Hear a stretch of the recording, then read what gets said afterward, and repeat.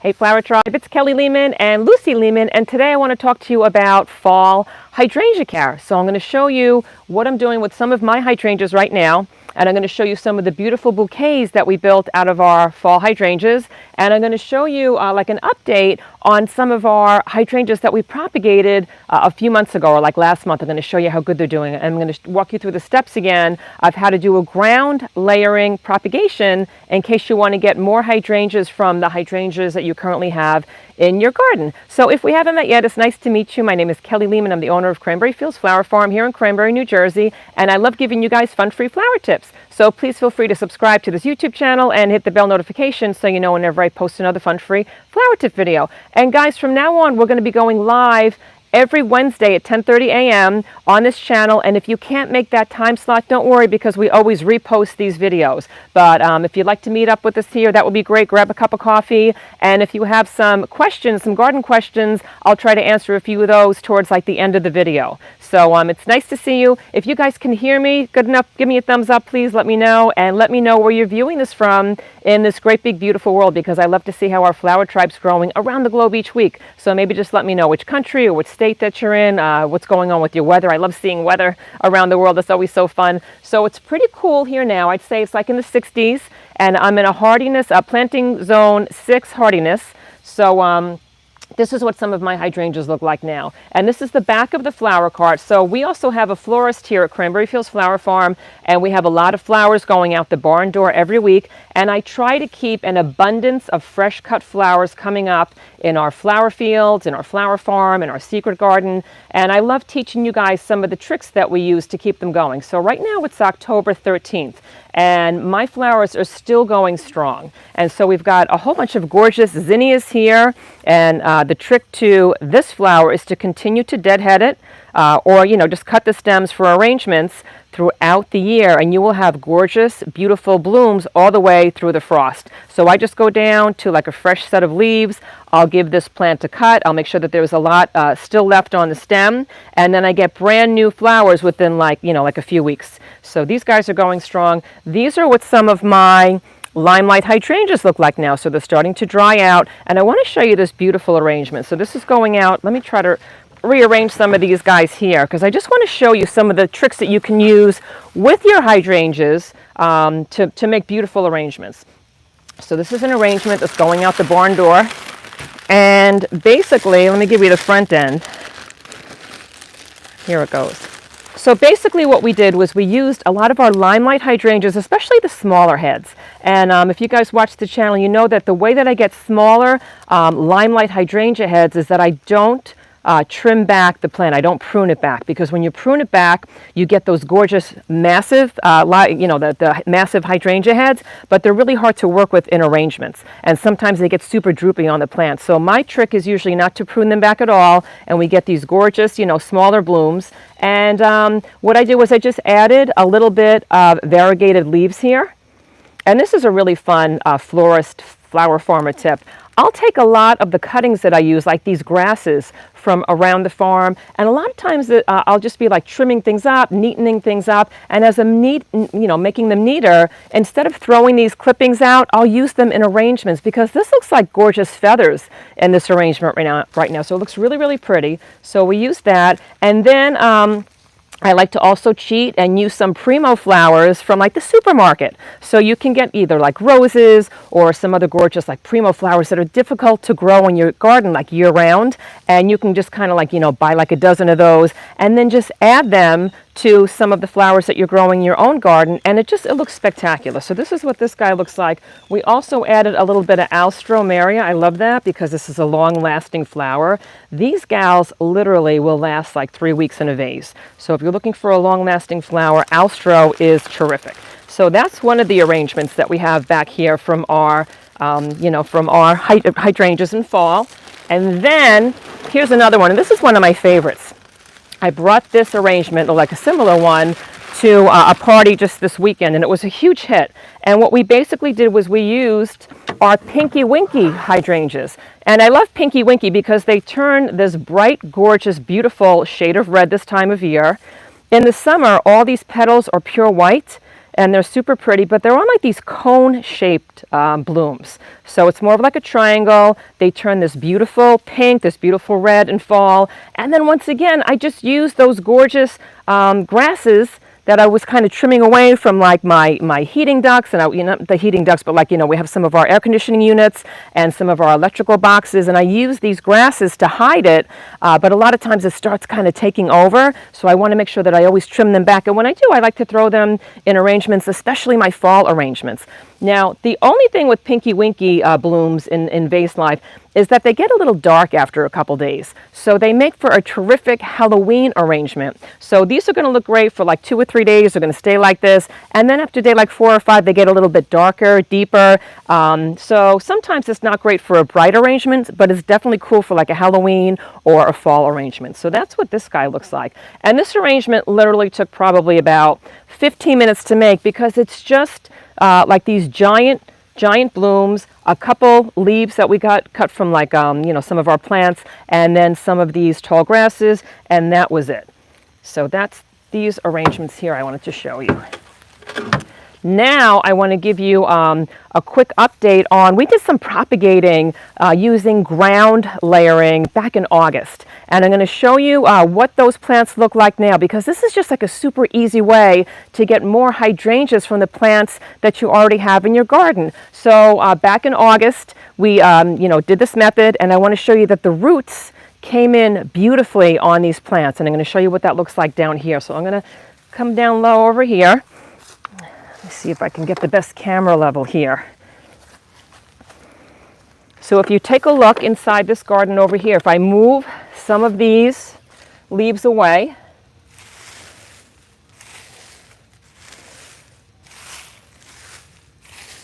you'll see I have a couple staples down here. So these are just like garden staples. I think I got them in like Home Depot. And what I did was I took this branch from this hydrangea plant, and I did what's called ground layering. So what I did was I just took one of the branches. I'm going to try to show you with one over here. I just took one of them, back in August, and I cut back the leaves on the bottom. I left the leaves on the top. And this isn't the best example of a branch because the one that I used had a lot of leaves, and it also was a stem that didn't have a bloom. So like it had never bloomed. It had some green leaves here, but there was no bloom on it. So basically what I did was I scraped away a little bit of the bottom. I actually scraped away on both. I made like a little, almost like a little wound on the plant because I wanted to get down to that deep green over here. So you can use a knife. Sometimes I'll just use my fingernail. I can get in there quicker. And I kind of scraped away here. And I did the same thing on the bottom, all the way around, because this is where the roots are going to come from. So I'm just going to help those roots by doing this. And then I took a little bit of rooting hormone, like a little bit of rooting powder. Some people like to use cinnamon, some people use honey. I find that the rooting hormones that you find in like your garden centers work a little bit better for me. And then what I do was I just took a little bit and I just sprinkled it on, that little wound, that little cut. Gave it a little dab, and I did the same thing on the bottom here. And then what I did was I bent it to the ground. I made sure that I moved away all the mulch. I moved away all these little acorns. And I lowered it, and then I basically just buried it with some fresh dirt.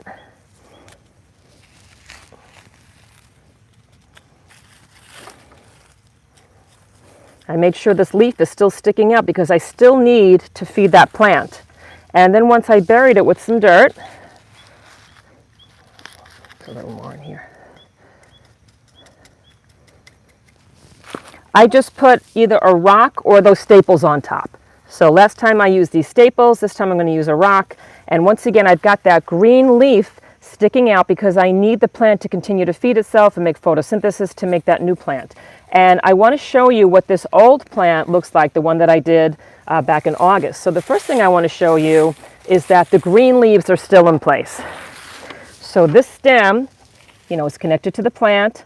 I'll show you what those roots look like in a minute. But if you'll notice, I still have those green leaves that were part of this branch, and they're still going strong. So these leaves are continuing to feed this new plant. So this was like a much better example to show you, but it's the end of the season now, so it was hard to get a good one. But I had a lot of fresh green leaves on here. They continue to grow. I've got even some new buds coming over here. So this is actually the new plant right now. This is going to be one of the, like one of the fresh new, like leaves that are coming out. But this is what the roots look like. So if you can take a look close in here, I'm actually going to show you. You can see if I move this away. See all those new beautiful roots?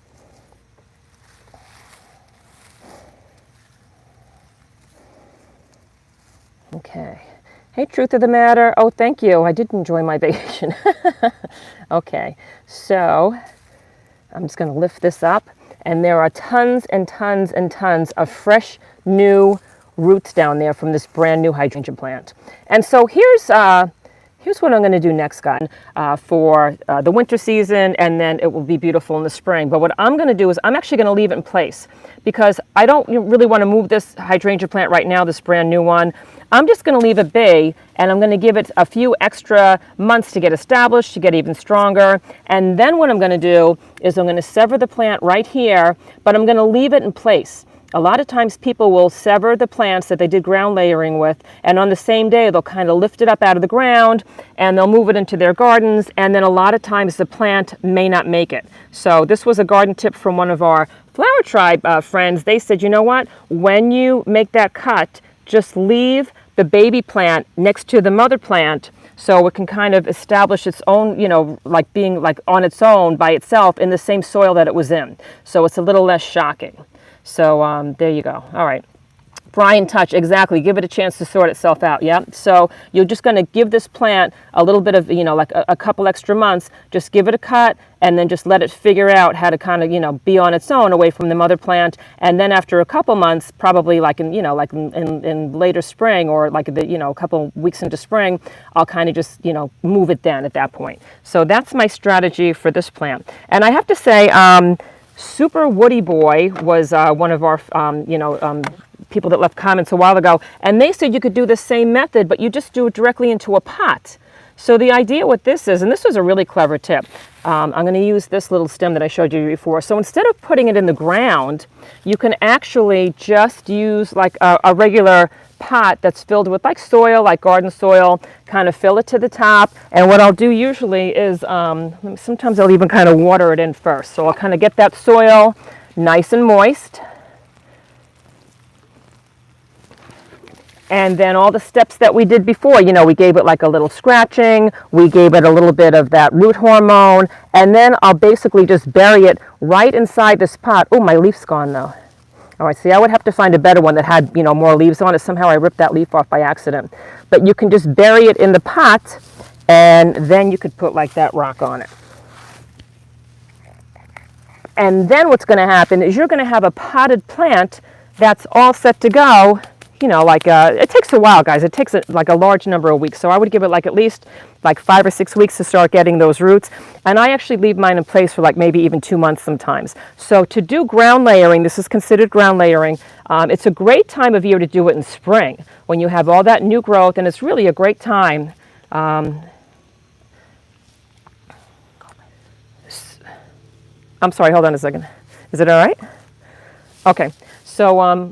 So spring is a great time to do this because you've got a lot of that new growth, and a lot of times it's a good idea, like I said, to find those stems that are kind of like green back in the spring and they haven't yet started like a hydrangea bloom on them, like it might just be some green leaves over here. So that's a really great time to do it. But I don't know, if you want to go out there and experiment and put some either in the ground or put some in some pots, at this time of year, you're coming up towards the end of the season to do it. Most people will do this ground layering in spring all the way through early fall. But if you want to try to get a couple of branches going, that's okay. And I want to show you something really cool.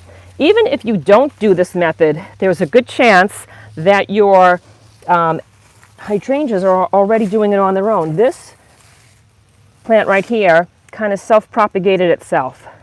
So if you could take a look at this guy right here, you'll notice that it's separate from the plant. See how that's kind of by itself? So this guy did its own form of self-propagation. And if you look underneath a lot of your hydrangeas, you'll see that they're doing this every year all by themselves. So it's a really fun thing to see. Yes, somebody just said they just planted a strawberry hydrangea, vanilla strawberry. That's awesome. And yes, fall is like my favorite time of year to plant because you don't have to worry so much about keeping up with the water, and you don't have to worry so much about, you know, the plant like drying out. So fall is a terrific time to plant your hydrangeas. And so guys, I want to thank Jill S. because she provided today's cup of coffee. So I've got a supporters page on the bottom, and if you find my tips helpful and you would like to buy me a cup of coffee, that's great. It's in descriptions below. And if not, don't worry, I'm going to keep bringing you these tips every single week. We're going to try to meet now on Wednesdays at 10:30 a.m. It's just like worked out a little bit better for me. And hopefully I can see you guys here. If not, I always do a repost so you can watch it anytime you want. And guys, I also have a whole playlist of hydrangea tips. I think there's like 30 videos on there, and it tells you different varieties to plant. I show you how to plant them. I show you how to make more arrangements. And so you could check that out. That's in descriptions below. And I also made a 3 online courses for you guys to show you how to grow beautiful flowers like these in your own garden and to have gorgeous blooms, you know, for like so many months, because I think it's so important that when you're out there planting that you find plants that are easy to grow, that don't stress you out, and that give you continuous blooms like for as many months as possible. So you can check that out in descriptions below also. I think it's going to make a great gardener's gift also, because there's 3 different courses, and if there's a gardener in your life, you can check that out for them, and people seem to really like them. So I'm going to take a walk back over here now. If you guys have garden questions, I'll take a couple of those before we leave. And so let me know, especially hydrangeas. Like I love talking hydrangeas, but peonies too. I mean, peonies are my second favorite. So you're planting limelight in Michigan this week. Oh, I love Michigan. My daughter went to UMich. Michigan's a great state, and it's a terrific time to plant.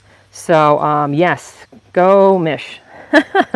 Let me see if there's any questions that you guys have that I can help you with. And guys, know that we have our Kelly Lehman's Flower Tribe Facebook group, because I don't always get to all the questions that I see in comments, but we have like 4,000 gardeners from all over the world, and they're asking and answering tons and tons of garden questions over there each week. So it's Kelly Lehman's Flower Tribe Facebook group, and there's also a link to that in descriptions below.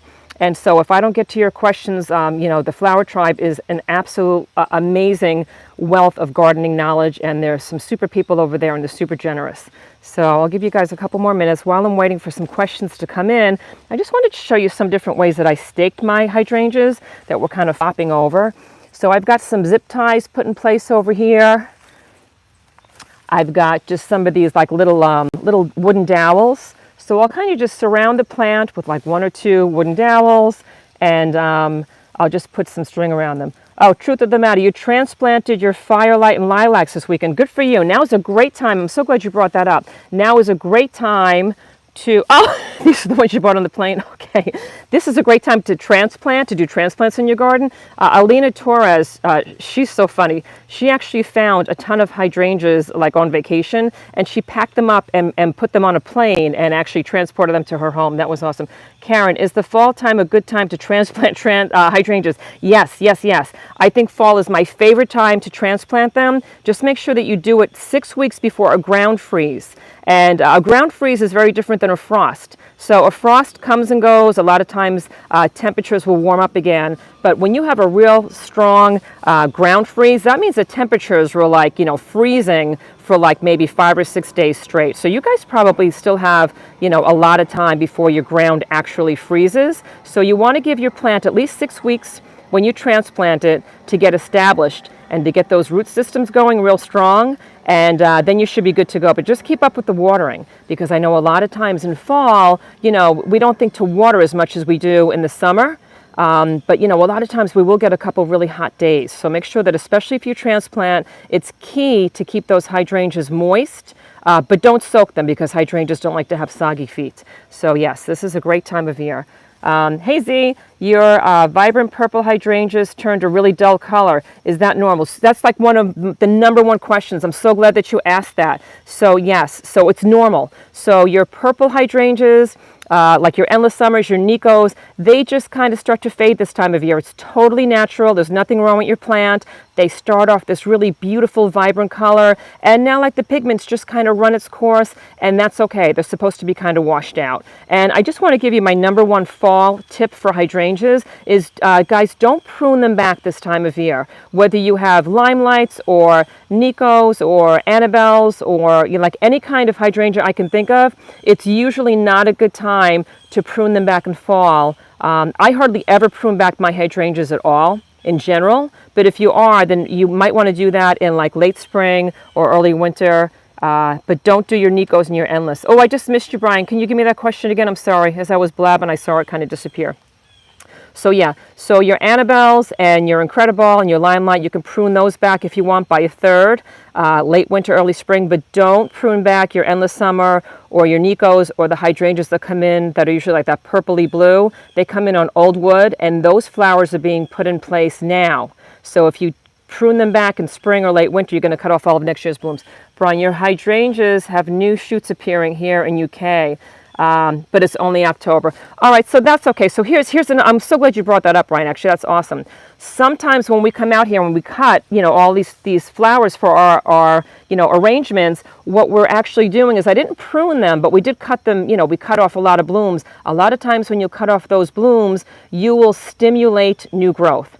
And that's why I'm suggesting not to, do a pruning, because if I came in here and I started pruning back a lot of these hydrangeas, it's going to stimulate some new blooms. And that's probably, Brian, why you got some new flowers. I have some new flowers on my plants too. It's not a big deal. Enjoy them. It's awesome. But the thing is, you want to make sure you don't do a heavy pruning to stimulate a lot of those new flowers, because your hydrangea is going to be so worried about pushing forth those new flowers that it's not paying attention, or it's not giving the energy that you want into the roots, and it's not giving the energy that you want into keeping that plant super healthy throughout the winter season. So don't worry about it. It's okay to have a couple new blooms. I have those. You can tell in my back garden I've got some gorgeous blooms that are coming up. So that's fine. Yeah. Oh, you didn't even touch it. Oh, that's interesting. All right. Well, you know what? Listen, I just had an endless summer give me like 4 brand new flowers just this week, and I think it was just like that second flush of flowers that came in late. So no worries. You're welcome, Butterfly 23. So happy to help.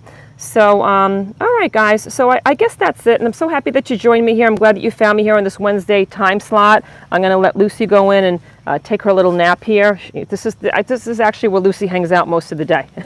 Let me try to get one more question here. How do I know if I have well-drained soil? Okay, pasture life. All right, that's a great question, Joseph. So actually, and I actually made this video for that flower course that I told you guys about, but I'm going to tell you, if you want to actually see it, it's on the flower course, but I'm going to walk you through it right now.